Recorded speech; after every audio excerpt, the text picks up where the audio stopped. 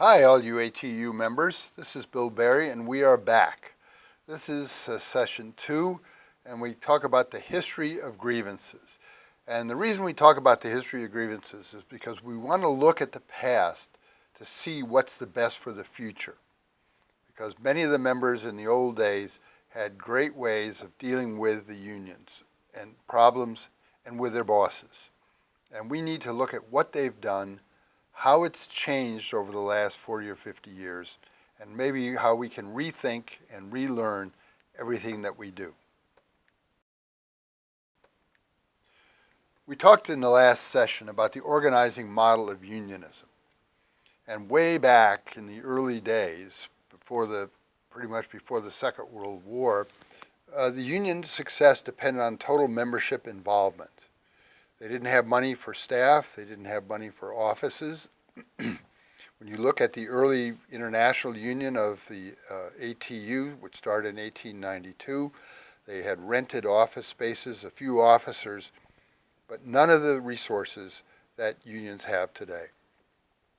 And so the only way that they were successful in dealing with the bosses individually and politically was through total membership involvement. The passion of the members and their vision of making life better for themselves and their children. And if you ever take a labor history course, it's really inspiring. If you go back to the early days of the United States, right after the American War of Independence, it was a crime to do what we're doing. That is, for workers to gain collective power was considered a criminal conspiracy. And men in the shoemakers union in Baltimore and in Philadelphia and in New York City were taken to court and convicted and fined and put in jail for it. Much later, as workers began to organize, the bosses had a very simple solution. They call out the police, they call out private armies, they call out the federal troops, they call out private thugs, and they kill them. And so we have finally brought civilization into labor relations after the Second World War. But in the early days, the families, the communities all stood with workers when they had a problem.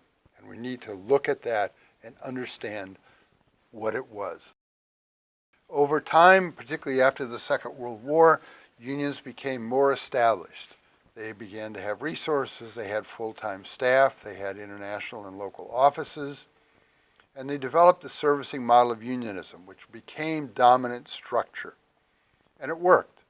As I said in the first session, unions made us the wealthiest workers in the world. People had their own homes, sometimes two homes, our own cars, our kids went to school, went to college. Things were good. We had retirement plans, we had health insurance. But since the mid-1990s, that has really changed. And you can look at when it started to change after the Second World War. Was it the firing of the Patco strikers by Ronald Reagan in 1981? Or is it other campaigns like the one that Scott Walker runs, or we've seen in other states where they've gone to an open shop? But people then, in the mid-1990s, looked at unionism and said, we're not headed in the right direction. We need to rethink what we do. And so the organizing model was revived as at least a discussion topic. So we looked then at what the organizing model did. The grievances as unionism developed in the United States were everything, and often people lived in company towns. The first strike, as far as we know, was on the Egyptian pyramids back in 300 or so BC, where the workers building it were denied their corn rations and stopped work. And that was one of the most important things that workers did. They looked at pressure points. Where can we pressure the boss to make him do what we want him to do? And often that was work stoppages or slowdowns or activities that now are considered to be illegal.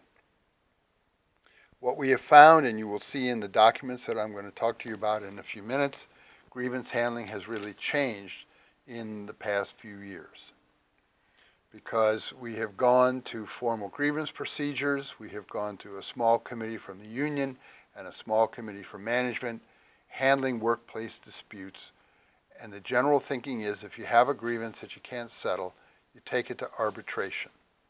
This basically shuts out your members and creates a huge expense for the local and is a very, very difficult way to go. And so what we're going to see in the next part is a history of how this way of handling grievances changed. And I think that you're going to find it important to know because the history of the unions is a guide to the future.